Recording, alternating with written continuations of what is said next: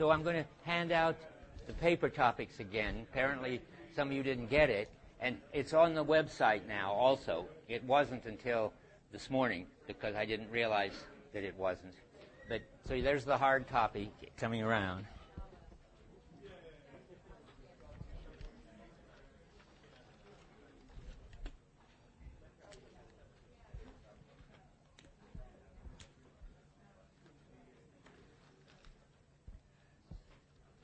Anybody else want paper topics? We'll leave them there.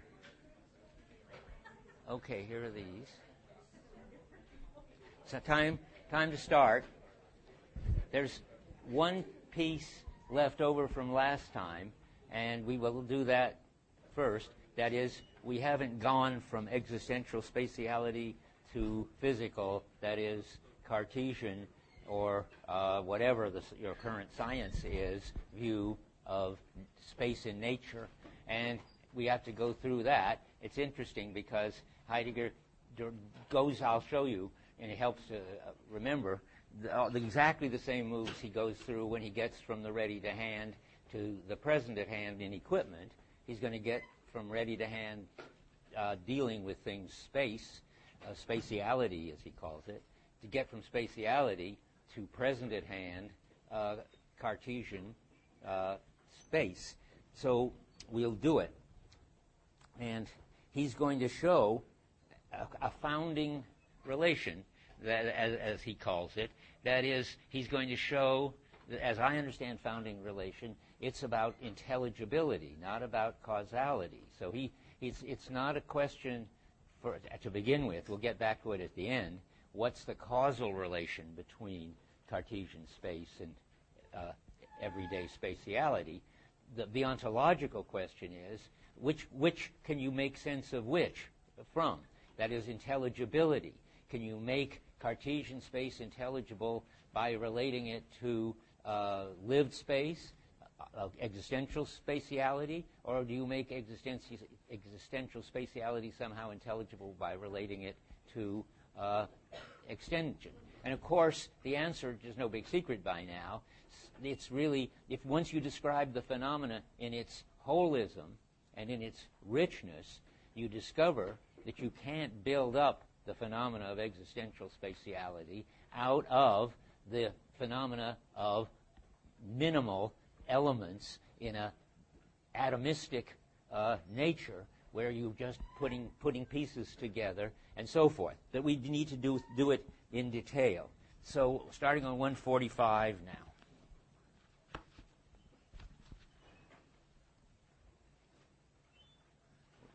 So we're coming to the end of the spatiality chapter. At the top of 145, we get section 24, space and Dasein spatiality. That's just what I've been talking about. And now he tells us about 6 or 7 lines down in that section that starts at the top of 145, that is in the middle of 110 in the German. He says, we have now shown that circumspective being in the world is spatial, and only because Dasein is spatial in the way of de-distancing and directionality. Sorry, I haven't put the accent in there. And only because Dasein is spatial in the way of de-distancing and directionality can what is ready to hand within the world be encountered in its spatiality. That's the first part. And then, skipping to the beginning of the next paragraph, the space which is thus disclosed with the worldhood of the world lacks the pure multiplicity of the 3 dimensions. I mean, it hasn't got this homogeneous, every direction is equal, no here, no up and down, no right and left. It doesn't have any of that. It's funny to say lacks as I read it. The worldhood of the world lacks the pure multiplicity of the 3 dimensions. I'd have to go back and look. Who's got the German? What? Hat nicht. Hat nicht. Well, that pretty well could be doesn't have. Yeah, that's right. Not lacks. Good. Doesn't have. I mean, lacks makes it sound like, boy, this rich space of Descartes. Sorry. No, it looks like, if you say lacks, the meaningful existential space is missing these meaningless three dimensions. Boy, if it had them, just think where it would be. But that's ridiculous. It isn't missing them. It doesn't lack them. You wouldn't know what to do with them if you had them in science. It just doesn't have them. That's good. Nice to have the German back there. Okay, so now we can go on. The space that so-and-so... I'm going to write it in so next time I won't get upset about it. Hat nicht. Doesn't have. Okay. Doesn't have the pure multiplicity of the three dimensions. In this disclosedness, which is closest to us, space as the pure wherein in which positions are ordered by measurement and the situation of things are determined, what is all that? That still remains hidden. You notice there's always, it's veiled, it's hidden, it's there, it's underlying. We saw that with the way the present at hand underlies the ready to hand. So but we haven't got to it yet. It still remains hidden. And now we're going to, so to speak, find it, unhide it, and so forth. While I'm on it, I want to say something in answer to Curtis, who isn't over there today, maybe. But in any case, I mean, he was right to keep pushing me about the causal underlying. It isn't that just don't even think about Heidegger. Just think about reality. It isn't as if we have a story about an account in science of how the space of science, whether let's call it just Newtonian space. I'm just talking about trying to answer you. Your timing is perfect.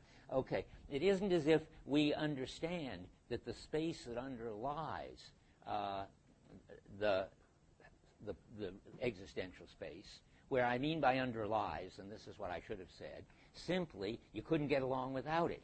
If there wasn't Cartesian space, there wouldn't be the kind of basic distance of things from things, which underlies the much more complicated notion of what's really close and what isn't on the basis of interest and coping and so forth. But there is closeness and betweenness and certain basic structural things, and they underlie the existential space. We couldn't have it without it. And back to the hammer. When I don't mean to say that the shank of the hammer made of wood and the blob of the hammer made of steel are somehow causally related to the hammers being able to be a hammer. You can't make causal laws from natural kinds of wood and metal that relate that to hammers. I mean, they're not in the same dimensions.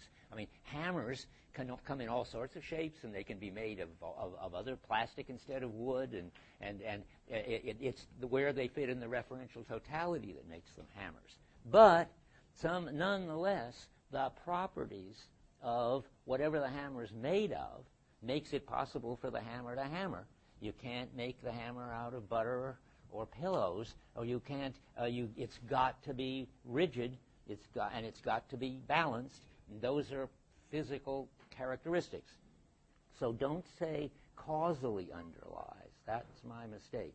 Then you start looking for laws, explanations. There are no laws and explanations about how the natural kinds and their causal properties, namely that metal has causal properties and wood has causal properties. There's not going to be a story how you get from those natural kinds with their causal properties to how you get to hammers. You will have some kind of general theory about why the metal is hard, and so forth, but you won't be. There's no laws relating them. Okay, so the same thing is going to be true about the space thing. That's why I went back to it.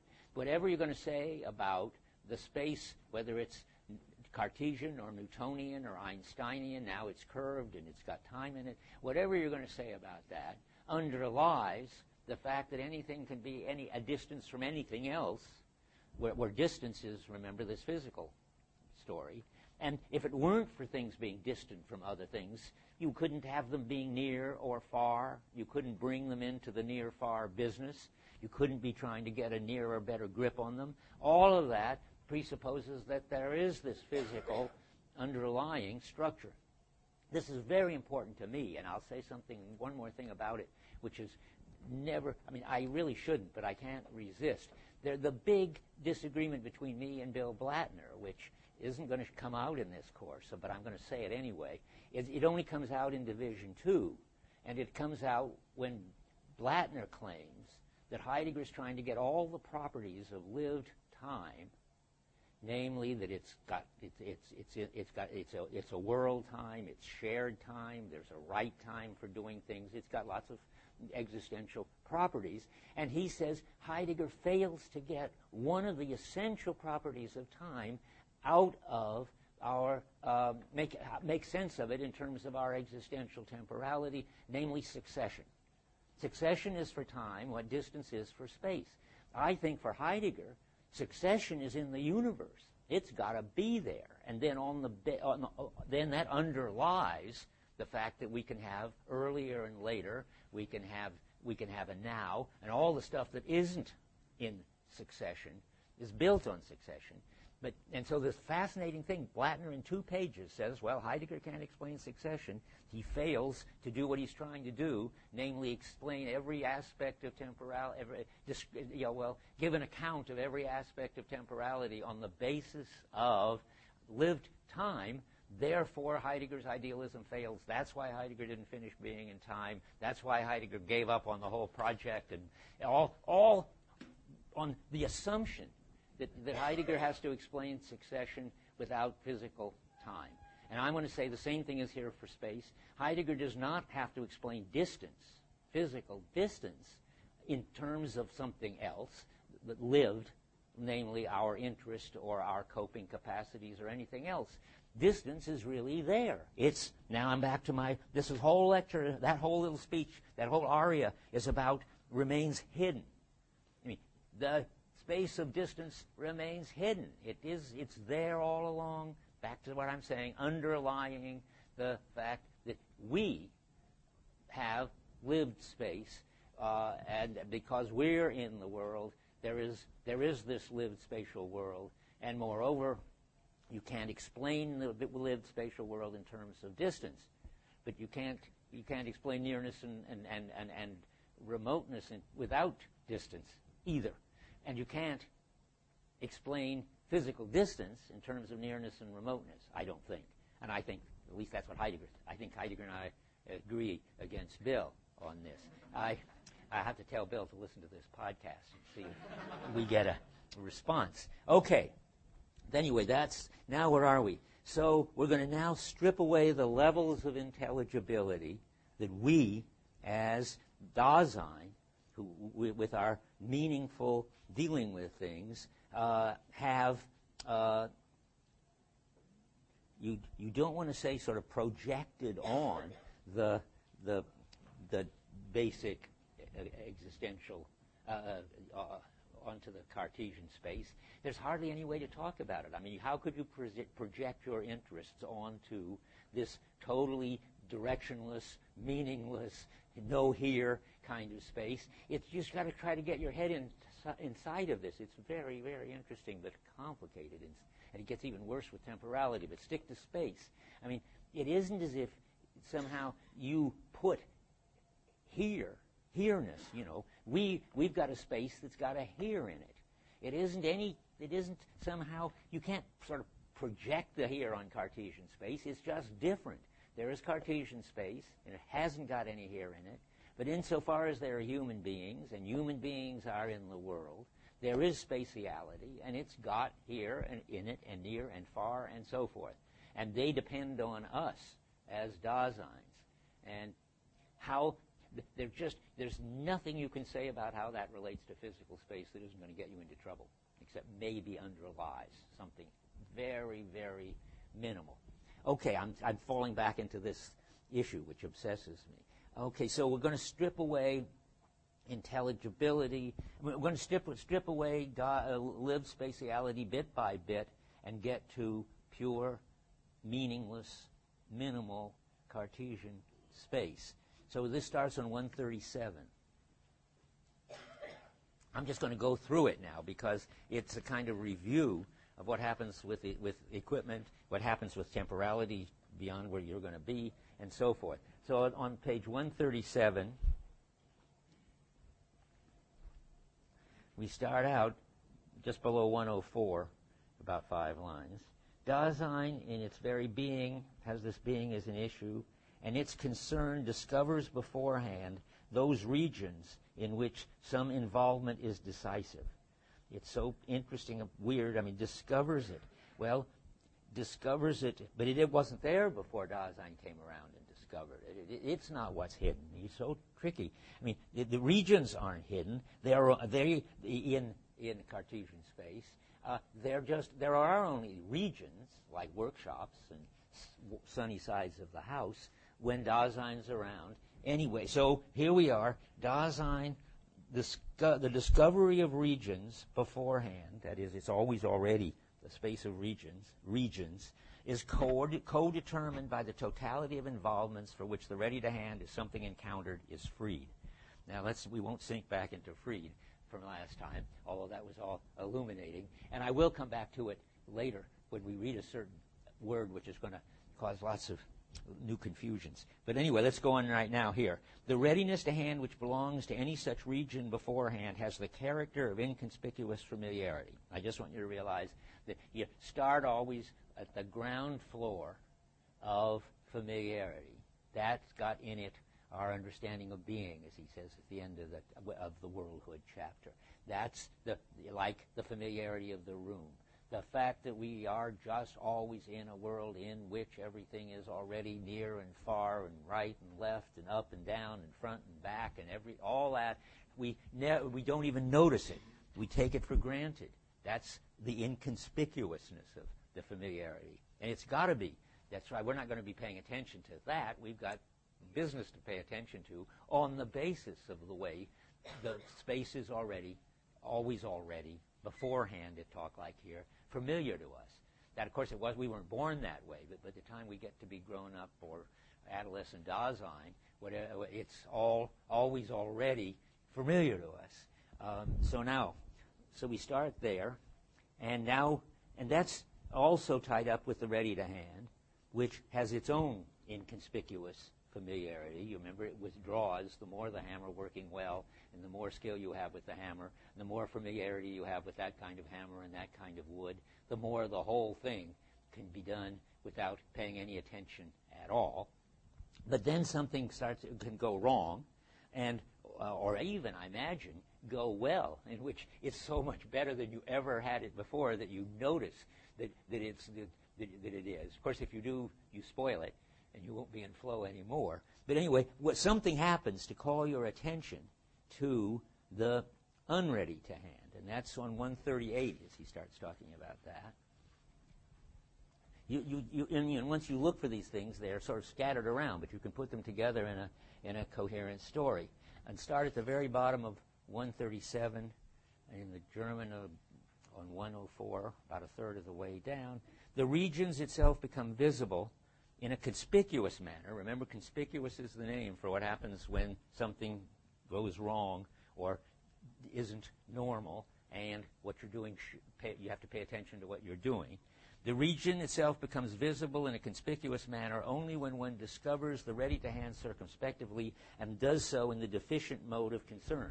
Remember, deficient mode means you're not just swinging along in flow, but there's problems. Often the region of a place does not become accessible explicitly as such a region until one fails to find something in its place. That's nice. He talked about the problem of failing to find the hammer and how that makes the hammer in the workshop show up. And now he's saying, and if you don't find the hammer, it also makes the place where the hammer ought to be show up as the place where the hammer ought to be. The space which is discovered in circumspective being in the world as the spatiality of the totality of equipment always belongs to entities themselves as the place of that totality. The bare space itself is still veiled over. I mean, when you look for it, that refrain is constantly there, telling you, well, there's Cartesian space there all along, but we haven't got to it yet, and so we'll go further. On 146, he takes it up again. At the bottom in German, doesn't seem to have any German page. Very near the bottom of 111. Okay, at the bottom paragraph for us on 146, the spatiality of what is proximally uncountered in circumspection can become a theme for circumspection itself, as well as a task for calculation and measurement, as in building and surveying. Now that's interesting. That's that's not necessarily a breakdown, but that is sort of calling attention to what is usually just familiar and taken for granted. You can start measuring your living room for the carpet you're going to get, where you're no longer in the walking on the carpet transparently, familiarly just dealing with it. You are paying attention to it, but you're still involved. Remember, that's the crucial thing. You're going to see the switchover in a minute. All the unready-to-hand stuff is always on the background of wanting to make it useful and easy to use and so forth. It's deficient in the sense that it's not working transparently and well as it should be, and then it becomes conspicuous. And one of the ways it can become conspicuous isn't a kind of breakdown. I want you to get over the idea, which Heidegger makes you into by bringing up the first examples of deficiency and the first transition to the unready to hand by breakdown. Remember, something gets in the way, you can't find the hammer, and so forth. But he does already mention, but as I point way back in the book, to the fact that not all unready to hand stuff has to be breaking down. There's inspecting, he says, how's the assembly line doing and whatever. And here, again, so building and surveying isn't a kind of breakdown, but it's still it's something we do that makes something that was before inconspicuous, conspicuous, and we can measure it. That's at the bottom of 146. The space thus shows itself can be studied purely by beholding it. If one gives up what was formerly the only possibility of access to it, circumspective calculation. That is a very fast move. I think probably very few of you will see it until you're looking for it. He's just gone from unready to hand to presence at hand. What he later, way back on page 114, makes big a fuss about, namely the switchover, the de-worlding. Instead of building and surveying, which is measuring all right, but it's measuring in the interest of knowing how far you have to build your fence, or where your property line is, and all that, part of our everyday way of life. You can just stare at them, and it's the purely by looking at it. Whenever you get that, purely by looking at it, you've gone out of your world of circumspective concern into a world of just plain observing. And then he says, so the space which thus shows up. I hope I haven't messed it up. I think sounds like I have it. I mustn't. Let's see. Such thematization of the spatiality of the environment is still predominantly an act of circumspection by which space becomes into view in a certain way. Good. The space which thus shows up can be studied. Now, the next move can also be studied in a different way, purely by looking at it. Boom, we're done with building and surveying. And that's what gives us, if one gives up what was formerly the only possible access to it, namely circumspective calculation. So you give up circumspection, that's de-worlding. You're looking at space, intuitive, formally, as formal relations, and so forth. And I think, there's this access word, which is very important, too. So the only way to get at space when you're measuring and building is in the context of circumspection, background stuff, skills, taking for granted. But once you get into this pure looking, that gives you access to pure space. That's science. That's pure discovery. Okay, so let's go on now that we got that. We did the switchover. On 146, now I say go to 138. He's going to summarize it. I go back and forth because he goes back and forth. So 138. Okay, yes, he's summarizing before he begins to actually do it, what he's going to be doing. And that's at the last chunk, 10 lines before section 23. The environment does not arrange itself in a space which has been given in advance, but its specific worldhood, in its significance, articulates the context of involvement which belongs to some current totality of circumspective allotted places. The world at such a time always reveals the spatiality of the space which belongs to it. To encounter the ready-to-hand in its environmental space remains ontically possible only because Dasein is spatial. Wow, I don't know why I'm reading that. Let me see on page 1. Why am I saying this? I say that's a summary. Doesn't seem to me a summary. Sorry, don't worry about page 138 right now. I'm still should be staying in the unready to hand. I got way too quickly.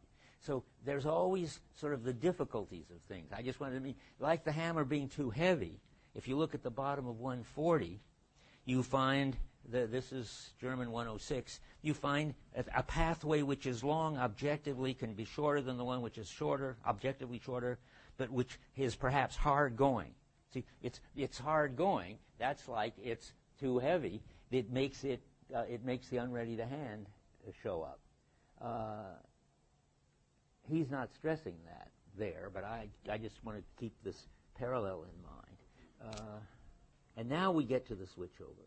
I want to say I got there too soon. Not that anything went wrong, because he did switch over there. I don't take it back. It's just that I hadn't finished what I wanted to do before he switched over. Now I'm the bottom of 146.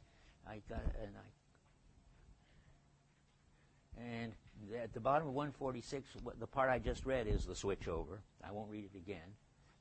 And so at the top of 147, you get in the second paragraph of 147 the whole story, in which he now he's summing up. So let me try that.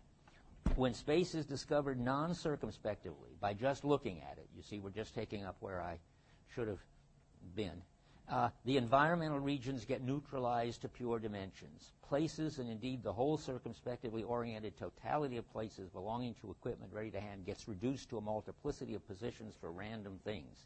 You recognize what's happening. You're getting physical space. The spatiality of what is ready to hand within the world loses its involvement character, and so does the ready to hand. The world loses its specific aroundness. I mean, there's no here anymore. The environment becomes the world of nature. The world, as the totality of equipment ready to hand, becomes spatialized to a context of extended things which are just present at hand and no more. The homogeneous space of nature shows itself, now it's not hidden anymore, only when the entities we encounter are discovered in such a way that the worldly character of the ready to hand gets specifically deprived of its worldhood. See, I jumped ahead and talked about deworlding at the bottom of 46. It was already there at that last sentence on 46, but he makes it explicit here on 147. And now we've got the switch over, and I think I don't need to say more about it. And yet I have, as if I had something more to say about it. So let me think a minute. 147. Oh, yes, okay, yes, I do, at the top of 147. You're not going to understand this because we're not mathematicians or geometers, but Heidegger just decides to sort of show off and run through a bunch of mathematical things, which he presumably understands. He gets it from a student of his named Otto Becker, whom one of the few students of his, he actually writes, has sort of got something right, learned something important.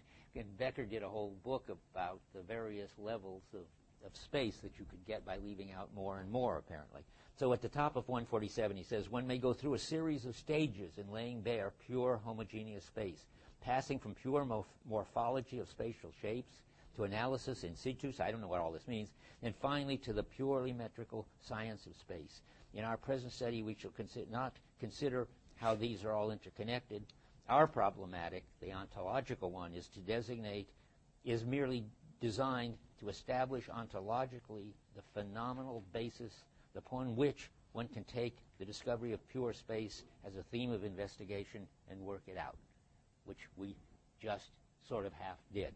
I mean, that's as far as he wants to go with it. Now I have to go back and see. Then he sums it up one more time on 413. Remember, it's always back there. You're going to go if you're interested in these questions, because that's where he starts on 412 with the hammer, and then he does the hammer is too heavy. And I thought it would be nice to go the rest of the way with him and that means on 413, the middle paragraph in German, 361. I'm going to read some of it. I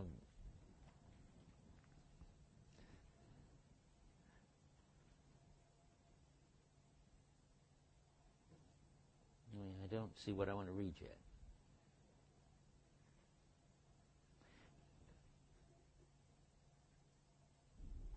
Okay, I think it's here with the hammer, yes. Starting in the second sentence of that middle paragraph, he brings it together with the hammer. In the physical assertion the hammer is heavy, we overlook not only the tool character of the entity we encounter, but something that belongs to any ready-to-hand equipment, its place. So now he's going to do it for space. Its place becomes a matter of indifference. This does not mean that what is present at hand loses its location altogether, but its place becomes a spatio-temporal position. See, it's no longer the hammer's got a place in the workshop, but and it must be 4 feet from here and 5 I don't know 3 feet from the floor and something and so forth. But that's all that's left. It's not the place of the hammer anymore. It's just a place like any other place. It's just got its longitude and latitude or whatever coordinates you've got. So let's go there. Let's see now. Place becomes a matter of indifference. This does not mean that what is present at hand loses its location altogether, but its place becomes a spatio-temporal position, a world point, which is in no way distinguishable from any other. Now comes something we're going to have to argue about or worry about for just a moment. This implies not only that the multiplicity of places of equipment ready to hand within the confines of the environment becomes modified to pure multiplicity of positions, but that the entities of the environment are altogether released from such confinement. The aggregate of the present at hand becomes the theme. Isn't that interesting? I mean, that's what I like or puzzle. I don't know whether I'm liking it or puzzled by it. This released business. It seems like just as you can free the chalk by taking it up and using it, and then let it do its thing, now comes something that's like that and yet just the opposite of that. You can release geometrical space by taking away from it everything that has to do with using it, de-worlding it, taking it out of circumspection, and then you release. I think it's a different word than, I'm sure it's a different German word than freed. What is it? Entranked. Out of being bound up. So, but the important thing is, and release is a good translation, so important thing is there's two different stories, but they got the same idea that there's some phenomenon which is got to be covered up and kept in the background, and then, but you can bring it into the foreground and notice it and pay attention to it. With freeing the chalk, that means I take it, sort of picking it up and getting ready to use it, and now we discover you can do the opposite thing. You can just take away all Dasein relative characteristics, and just what's left? Well, just pure homogeneous space, and that's now released, meaning uncovered. I guess uncovered does a good job. Yeah.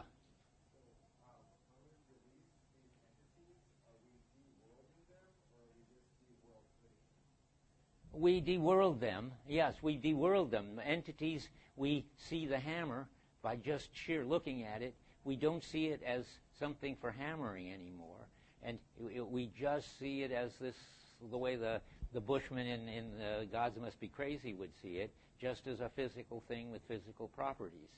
And that means that both we have deworlded it in that we've now sort of looking at it without any respect to any use the Dasein could put it in, and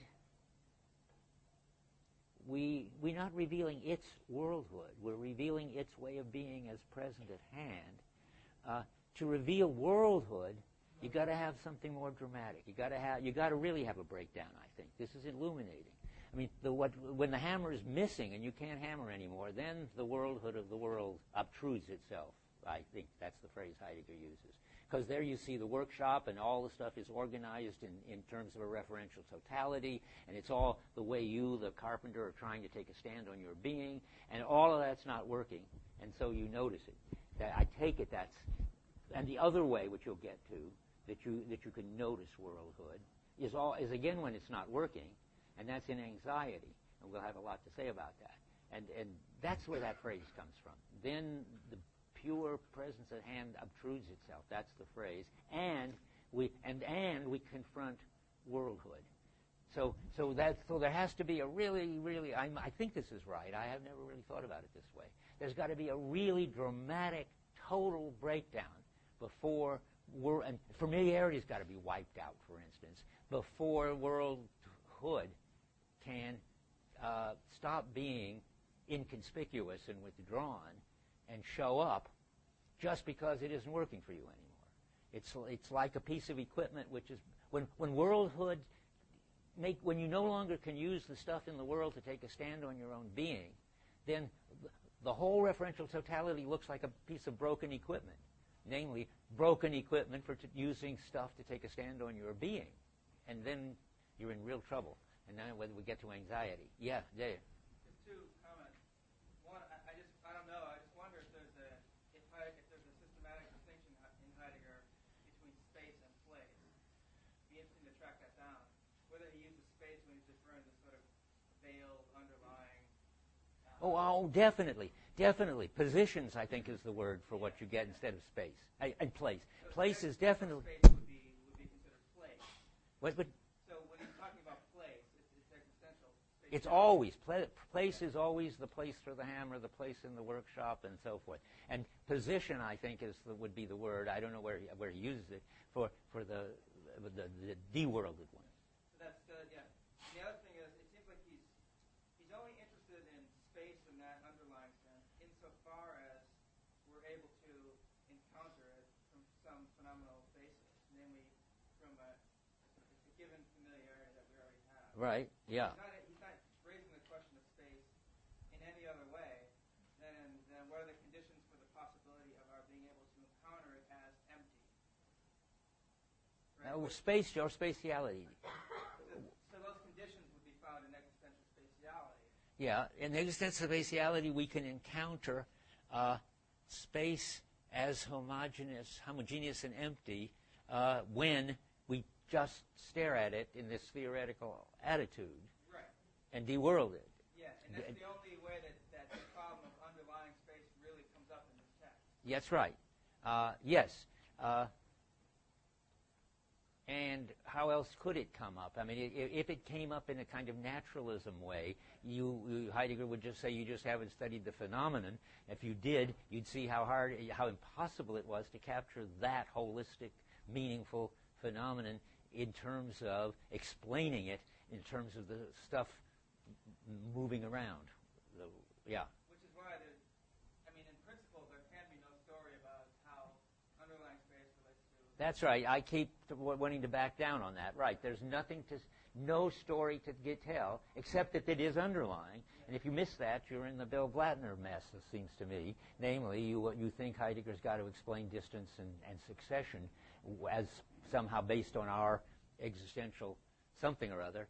And I think Heidegger thinks that you don't. By the way, if you want the nearest thing of evidence for my position, it's a funny sentence at the end of the history of the concept of time.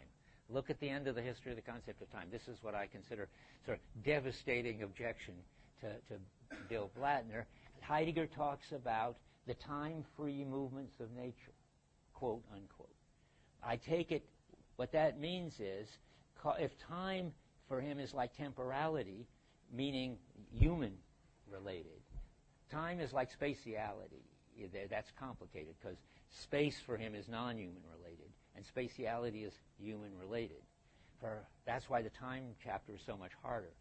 For Heidegger, temporality is like spatiality, but temporality is also called time, because being in time really is being in temporality. It's not being in clock time.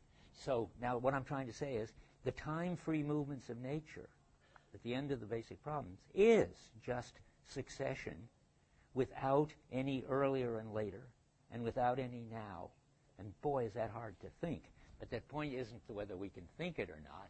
The point is that it's clear that something like succession is still left, even when temporality, namely all this about earlier and later and now and stuff, is gone, and you're in nature. The time. And so, anyway, so it's again, it's this interesting story, and enough. I obsess about this because I respect Bill so much, and I think he's by far got the deepest understanding of anybody of being in time. But on this crunching point, I don't believe him. Okay, somebody had a hand up over here? Oh, back in the back. Tyler, yeah.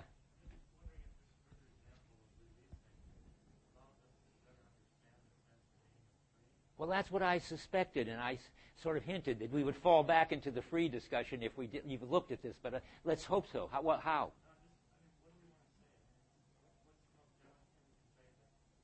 Okay, good. Let's try. When something is freed or released, as I want to put it, it becomes accessible to our phenomenological investigation, at least. And that's not the whole story. But whatever it is that's been withdrawn and doing its job by being essentially inconspicuous is scratch that. Both of those things. That's not right. I have to try again. When the chalk is freed, I don't know. Give me time to think about it. I just don't know what more to say about it. Yeah, Curtis, you want to try?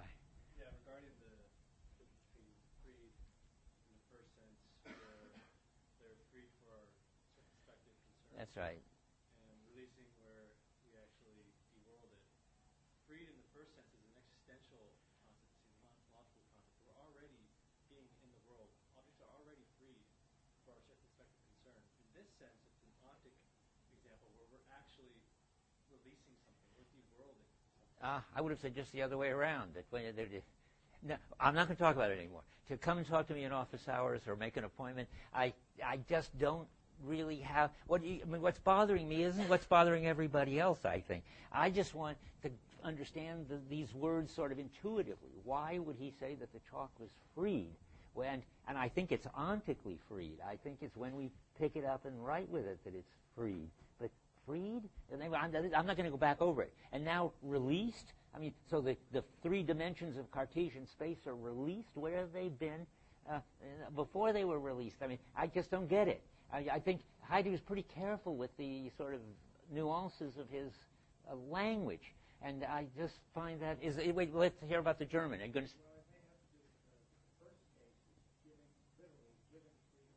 Given free. Okay, well that's freed, all right. Removing limits. So it's Einschrank. It's been sort of contained within these limits, and now we're going to take the limits off, and that's a little better. But it's all, it's funny. I'll say this, which will really confuse everybody. Because if you look at the German, you could translate all of our dealing with objects as objects encounter us. Uns begegnen. And how weird that is. But I think that weird is the right kind of weird, because I think he thinks that the objects are drawing us in and so forth, that they're much more active in our everyday world than Cartesian objects, which just lie around. So now there's a neat use, only our translator covers it up. Whenever you're looking at it, if you think about objects, how objects encounter us, it sometimes is helpful. Now, but I don't see that the giving freedom or taking away limits is what's happening. That points towards something phenomenological. I knew we would fall into this. Yes.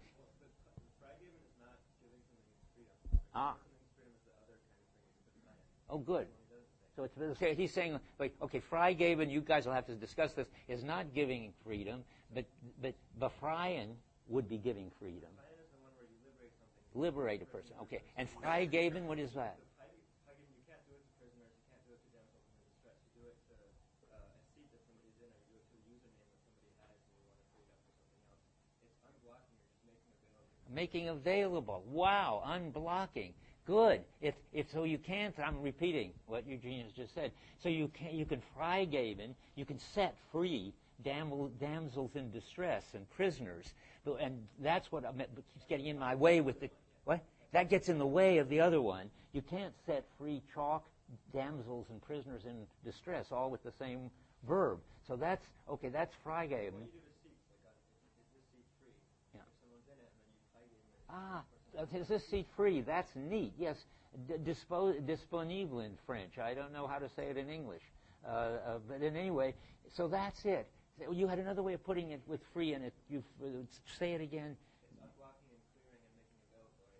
You can say freeing up. Yeah. Freeing up. Making available. Good. There's no tying in from. You can't. Great. So you're not freeing it from anything. Well, I think that's wonderful. Just remember, all this discussion has been worth it if every time you hear freeing the chalk, you hear, is this seat free? Because you don't want to say, well, is this seat, I've been in prison and you've just rescued it. But you mean, is it available? So the chalk becomes available. Wow, terrific. Okay, now we can go on. That was worth going back. Now, but where are we? I'm very near the end of this because I want to go on to the next thing. So we did that. And I want to just write down here, just in case I should forget this, which I doubt. Is this seat free? Great. And so you have to think, is this chalk free? But you can get there. Okay, maybe it was somebody else's chalk and they didn't want anybody to use it. Okay. Note that Cartesian space has been there all along, I say in my notes. Haven't I said that a dozen times already? But let's look at 136 and see why I feel that I should go on ad nauseum about this point. 136. Gee. It's the same. Oh, I got it. Yes, I've done that quote. So let's go on. It underlies, doesn't cause. I've done that. Oh, yeah. The last thing I just want to say, I said it already, but this time I'm ready to say it again. It's important that Descartes got something right. His talk about res extensa is really a deep understanding of the way natural science works and should work. I want to keep repeating this because it looks like you'd think that Descartes, who invented both subjects and objects, though there were substances but no objects, and there were people and souls but no subjects until Descartes came along and defined these interesting terms. But I got to keep reminding you, he's got it all wrong, and we're going to come back to that in a minute, about us. We are not going to be treatable as present-at-hand substances, and whenever he tries to do it, you get self-contained minds, and you're at Husserl or Searle or Leibniz or Kant or whoever. Anyway, so Descartes just got it wrong about us, about Dasein. But that doesn't mean that he's got it wrong about objects. In fact, he made helped the big breakthrough away from Aristotle and Galileo by giving us a description of nature as it is, absolutely independent of us and our access practices and our interests and our bodies and perception and everything. And he didn't get it right because he didn't have any good ontology for it, but he got it right in that he was on the right track. So let me read that. Starting on the very end of the previous section, above section C, on page 134. But if we recall that spatiality is manifestly one of the constituents of entities within the world, then in the end the Cartesian analysis of the world can still be rescued. Quote around world because it's the totality of entities. Quote around rescued because it was never really in trouble, I take it. Now skipping a little, within certain limits the analysis of the extensio, res extensa, the extended something or other, remains independent of Descartes, that is his, neglecting to provide an explicit interpretation of the being of extended entities. I mean, Heidegger's got a whole place for the present at hand, and what kind of being that is, and how that's related to us, namely related to us by not being related to us. But there's a whole story about that. So, but Descartes hasn't got that. So there's some phenomenal justification for regarding the extensio as a basic characteristic of the world, with quotes, even if by recourse to this neither the spatiality of the world and that means the human spatial world, nor the entities we encounter in our environment, a spatiality which is proximally discovered, nor even that of Dasein itself can be conceived ontologically. That is, Descartes hasn't got a whole ontology in which the present-at-hand nature of the extended, meaningless, homogeneous space fits into a whole picture of how they make each other intelligible and so forth. But he's right. But there was another quote. I wonder why I don't have it. Maybe it was because I was seeing it in Basic Problems or in the History of the Concept of Time. Where does it say that here? That he thereby lays the basis for physics as the modern physics? I think it does, but I haven't found it.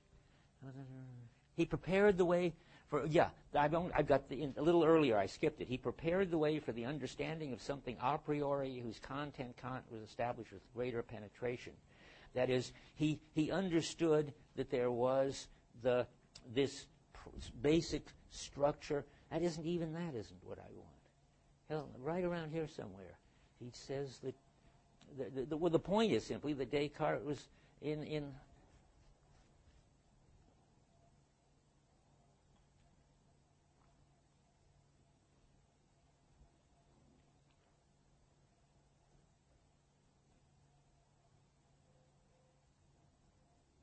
I guess it's in that there's just phenomenal justification for regarding extensio as a basic characteristic of the world, and so forth, period.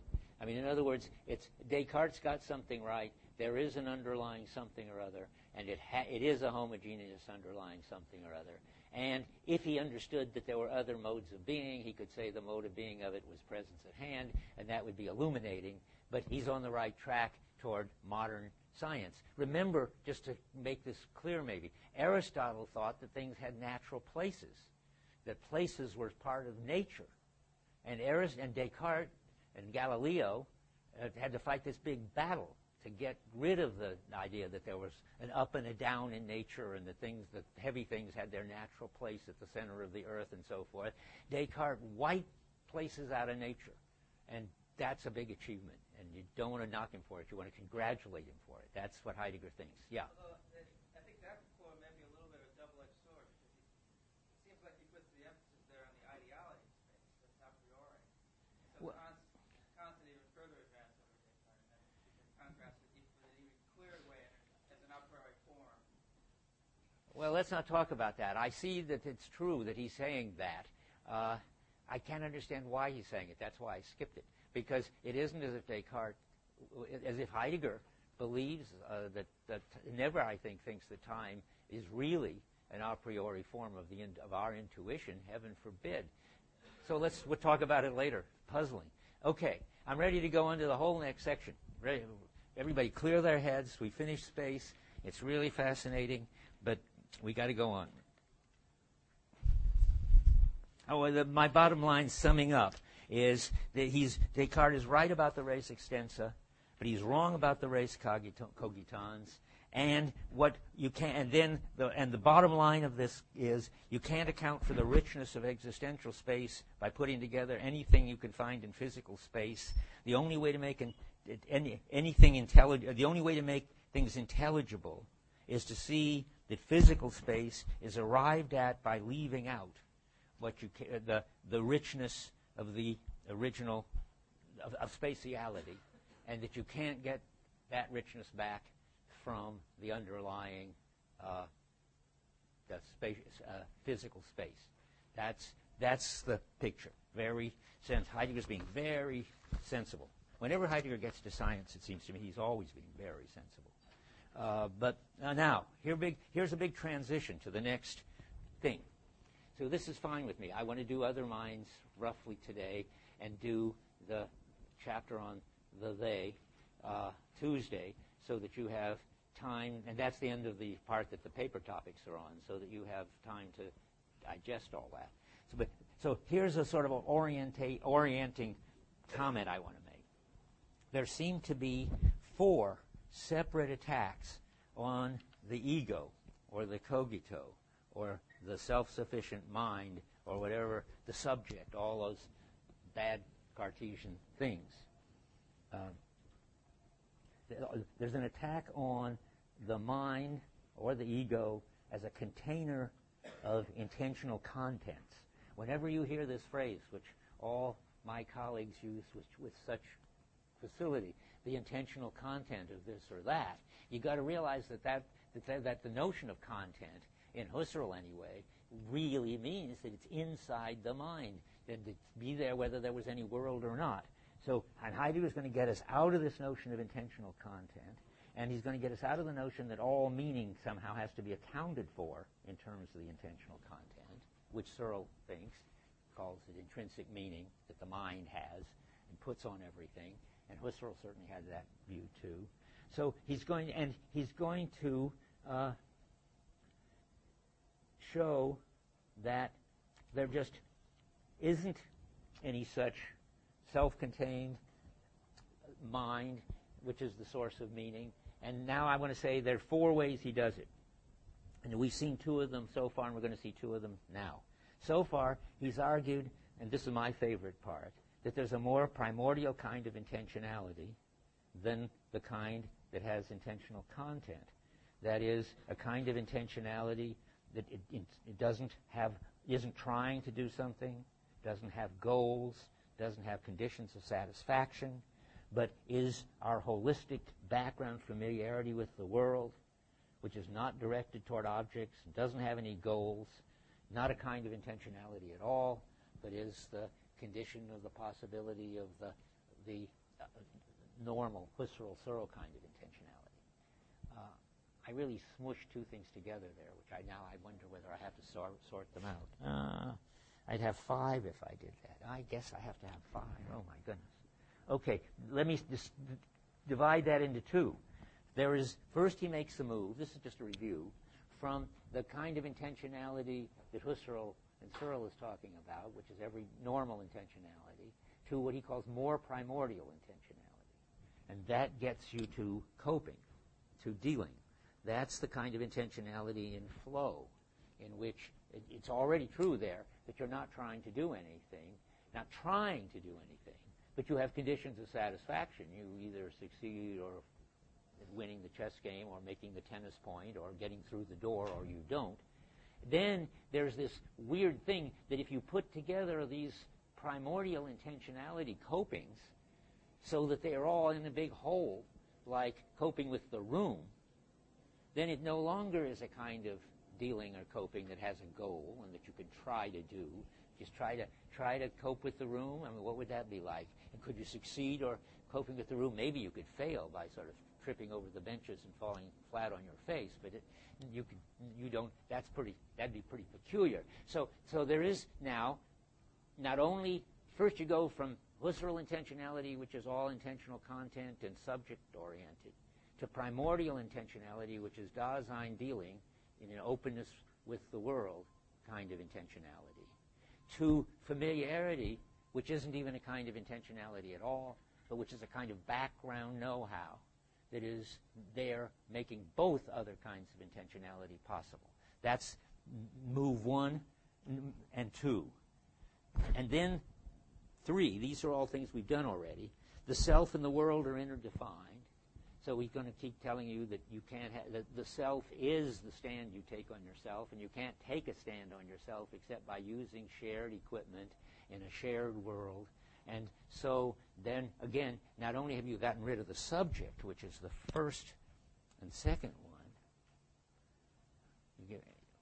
you get rid of the self, which is a broader notion.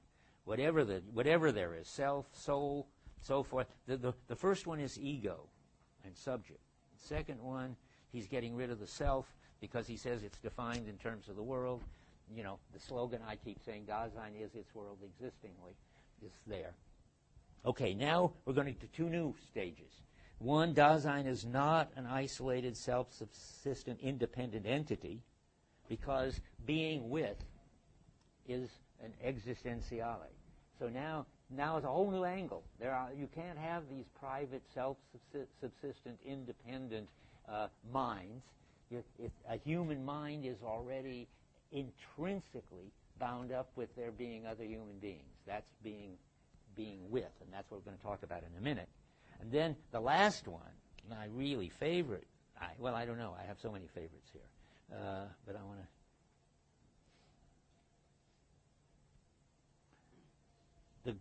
The final coup de grace, where he's going to destroy the whole thing that the tradition has, is that it's the mind and the ego and the subject are not the source of meaning and intelligibility. That's, even you could say, individual Daseins are not the source of meaning and intelligibility. And yet there has to be some source of meaning and intelligibility. What could it be? Well, I'm not going to tell you. You try to figure it out, because we're not going to get there till next time on that one. But but that's the fascinating one. Where does the intelligibility of us and the world come from anyway? And Heidegger's got really interesting idea about that.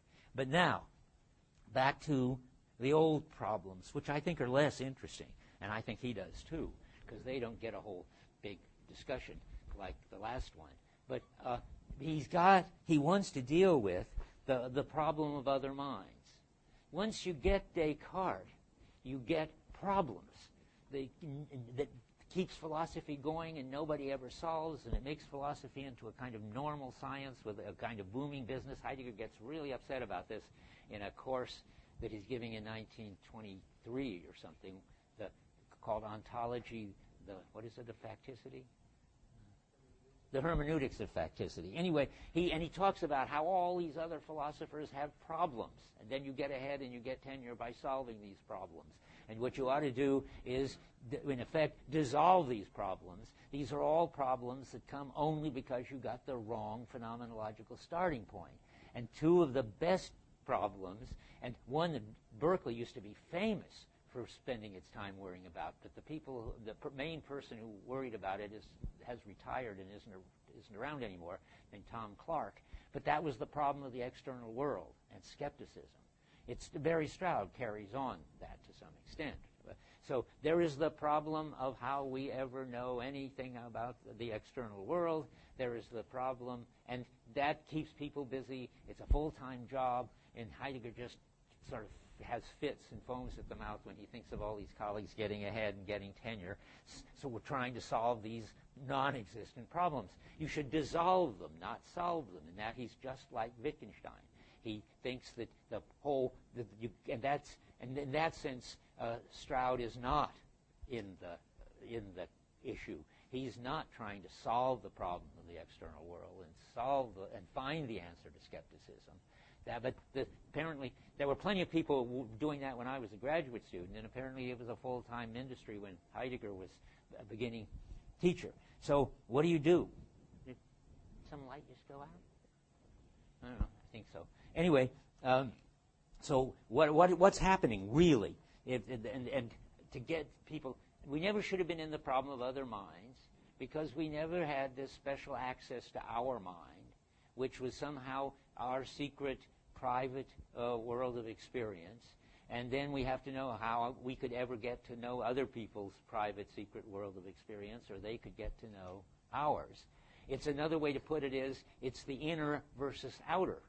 As soon as you think of Dasein as an inner, and they're sort of trying to get out, trying to transcend toward an outer, you've got the problem of the external world, which we'll get to later.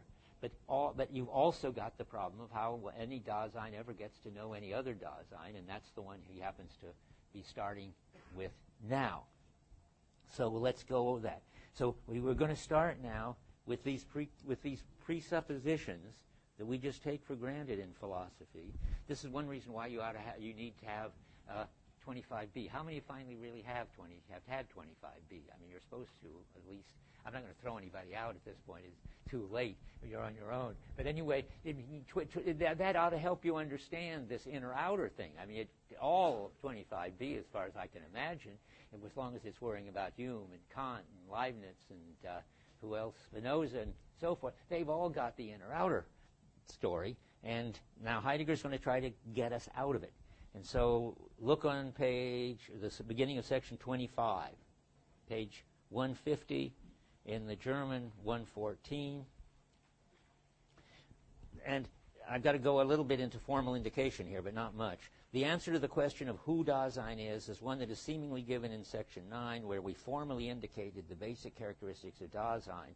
Remember, that was said that we will provisionally say that the essence of Dasein is that it's the being that takes a stand on its being.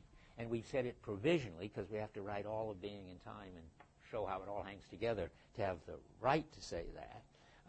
So he goes on, Dasein is an entity in which each case myself, its being is in each case mine.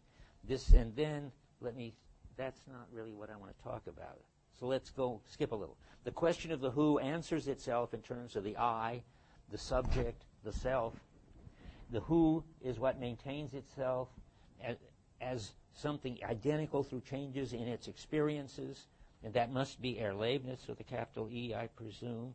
Did I ever say that there are two words for experience? I think, didn't I way back, or am I imagining it? Erlebnis and Erfahrung? No, well, I better say that because it's very important. There's a normal word for experience. H-R-U-N-G? I mean, I don't... Is that wrong? That's right? Hooray. Okay, and that's... Some people say objective experience. Maybe I don't like that because I think of... How about everyday experience? So it's like, well, how was the experience in Philosophy 185 today? Or, whatever. All just a kind of normal use of experience in which it's a public, shared thing that everybody can experience. And then there is Erlebnis, which is a term that Husserl, as far as I know, brings in, but it probably is around in German already. And that's something like private experience. I mean, there isn't any such thing, so it's hard to explain it that to you. But if you had 25B, you've had lots of people who believed it. Erlebnis means each person has their own private stream of experience, their stream of what Kant called inner sense. And what Joyce was trying to write about, what's going on privately in Bloom's mind all the time. What does that used to be called? The flow? There's a word for that. Inner? Stream of consciousness. Yeah, the people who write stream of consciousness stuff are writing about Erlebnis. And Heidegger is saying that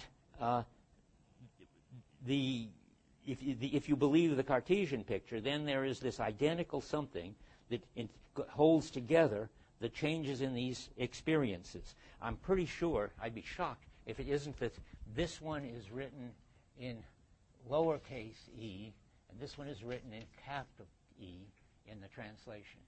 So keep your eye open for that. It's the other way around, right? I just got it. Didn't I get it reversed just now? I don't know. We'd have to look at the footnote. When he first introduces it, I don't know. Now I don't know where the footnote is either. So unless we have to go look because I can't leave you confused. So we have to look in the German under Erlebnis, and then we'll find out in the footnote what's going on.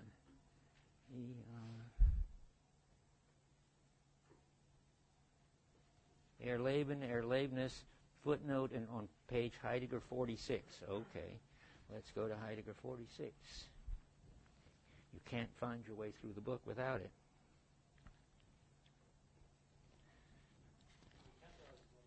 Okay, here at the bottom of 72, Erlebnis and so forth. The connection between Leben and Erlebnis, capital E, I guess I have it, is lost in translation.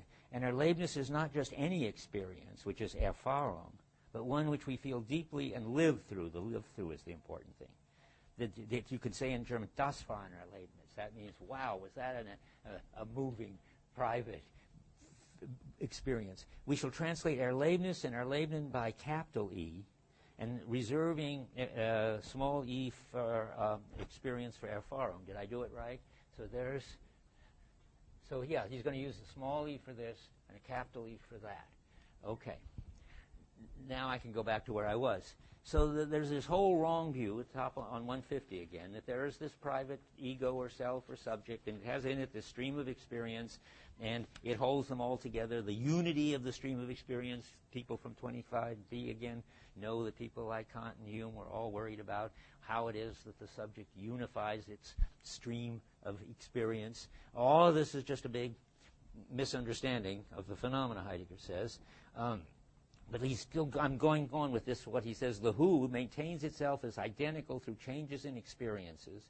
It's a substance. It's self-contained, and it's identical through all of the changes, and through ways of behavior, which relates itself to this changing multiplicity in so doing. That's the subject. Ontologically, we understand it as something which is in each case already constantly present at hand, both in and for a closed realm. You see, that's the inner, which lies at the basis. In a very special sense, it is the subjectum. That literally means that which underlies. But you don't get it confused with all this talk about underlies earlier. Here, the subject underlies its properties. So the special subject is like a substance which underlies all the mental states that it has and holds together. And that's it. Okay, now, so you have to go back to the phenomena now and try to fight your way out of this. That's what he's talking about at the top of 151.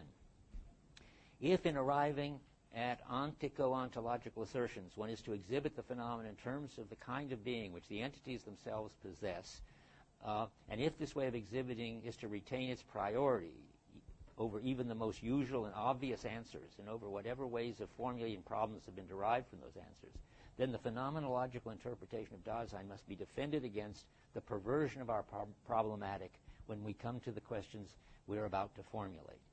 That is, don't think that there's anything important about these private experiences of the I. Then comes a murky paragraph on 151, which I don't think you should worry about, in which he's trying to give some place to poor old Husserl. Because he says, well, there must be some place for what he calls at the end, in quotes, a formal phenomenology of consciousness. And what that's going to have to be is some kind of derivative innerness. Sometimes you do have inner experiences, and on reflection you can contemplate your feelings or your moods or your thoughts and so forth. And if you do that kind of reflecting, you can get this sort of derivative inner domain, he says, and that's what Husserl thinks it's all about. And that's what Husserl does in his phenomenology. But that's exactly what's not what he wants to do. He says not actions. Actions are public things, so it's bad translation. I mean, actions are things like standing up here and lecturing or walking across the street. Acts is a technical term made up by interested in. He wants to question all of that. And now it's very clear what I'm saying. If in the next paragraph, where he does it, this is the bottom of 115, second sentence in the bottom paragraph. Is it then obvious a priori that access to Dasein must be gained only by mere reflective analysis of the I of acts? Acts are not actions. Actions are public things, so it's bad translation. I mean, actions are things like standing up here and lecturing or walking across the street. Acts is a technical term made up by Husserl to describe what, in Searle language, are mental states. Acts are thinking and seeing and everything that's supposedly going on inside. And he wants to say, is that the best thing to do, to start with these intentional states, these acts? And he says, and this is the crucial rhetorical question, what if this kind of giving itself on the part of Dasein should lead our existential analytic astray and in a manner grounded in the being of Dasein itself? Well, I'm not sure he ever explains very well why it's grounded in Dasein itself. You might want to keep your eye open and see if you can find out. I never have. Somehow Dasein has a tendency to treat itself as a substance, as a subject, as an ego.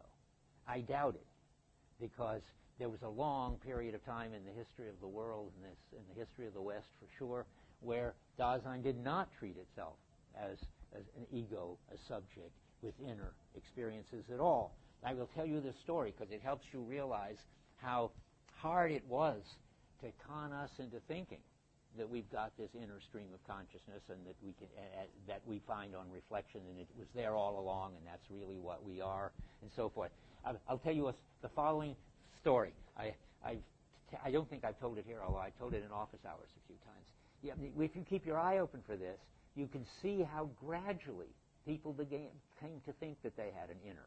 It starts, I'm sure there's a lot more to say about it, probably a book to say about it, but I noticed it first in Homer, when at one point Homer says about Odysseus, who was at a big fancy dinner party, as they all are most of the time when they're not fighting, and he's hearing the stories of the times when they were fighting, which is what they did at the dinner party. It was a nice culture. It was all very integrated, and Homer says Odysseus was sitting there and he was crying inwardly, but he had this special trick that he could cry inwardly and his eyes remained dry as bone. That is, he could actually feel emotions without publicly emoting. And only Odysseus could do it because he was so extremely clever that he could do tricks that nobody else could do. So there's the first instance I know of the inner. The next one that's really dramatic is Augustine in his Confessions, who says that people came from miles around to watch St. Jerome reading the Bible. And the question is, what was so fascinating about St. Jerome reading the Bible? Now, you'll never imagine. He was not moving his lips. He was not making any noise. He was not reading out loud. He was doing something inner, Augustine said, in which the meaning of the text went directly to inside his mind. And people didn't know how to read out loud. They didn't think of this as a kind of private event, reading and getting the meaning into your mind, but it had been there. And Augustine is very busy trying to make us aware of the inner. He talks about after images at some point, where you think you see something in the world, something on the wall after you've stared at something else, but it's really not on the wall. Where is it then? Well, it must be in your mind.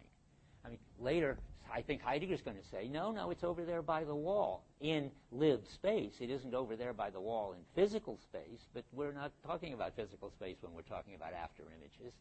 And then there's a whole complicated thing where Augustine tries to get you to realize that all your memories must be inside your mind. And again, I think Heidegger's going to say, no, your memories are in the past. You have access to the past. It's not the past that went by with the last electrons, but it's the lived past is a long thing, and you're at a certain point in it, and you have access to the past and the future. Anyway, so it took a long time to make a case for the inner. And Heidegger is trying to say now, just you have to go back to the phenomena, and you have to realize this business, that this idea that there's a self behind the act, all of these inner experiences is what's going to lead us astray. And one last sentence, summing up on 151, where it says 116 in the margin. And what if the aforementioned approach, starting with the givenness of the I to Dasein, and with a rather patent self-interpretation of Dasein, should lead the existential analytic, as it were, into a pitfall? And that's exactly right. Well, one more, I can't resist at the very bottom. We have 2 minutes. The word I is to be understood only in the sense of a non-committal formal indicator, indicating something that may perhaps reveal itself as its opposite in some particular phenomenological context of being. That is, we don't know what the I is yet, and we're not going to assume that it's this inner something, although we can start by saying it's what we think of now, given how we've been corrupted, as this inner something. With formal indication, you start with what you got to indicate, and you're all thinking maybe of, I hope, of your sort of inner world, and then you indicate whatever that subject, or that's the wrong word, whatever that Dasein is. Let's indicate it, starting as what people have talked as private stuff, but since you're doing it provisionally, that's what formal indication is, you should be ready to discover that the way the characteristics you thought you used in designating it turn out not to be really true of it, and other characteristics that you didn't even notice turn out to be true. That's what it will reveal itself as the opposite of in the everyday phenomenological context of what you thought of it as. And now that's enough to prepare us for the next section, being with, which we'll start with that next time. But go ahead and read now the part on the they, too, because I'm going to get to the part on the they before the end next time.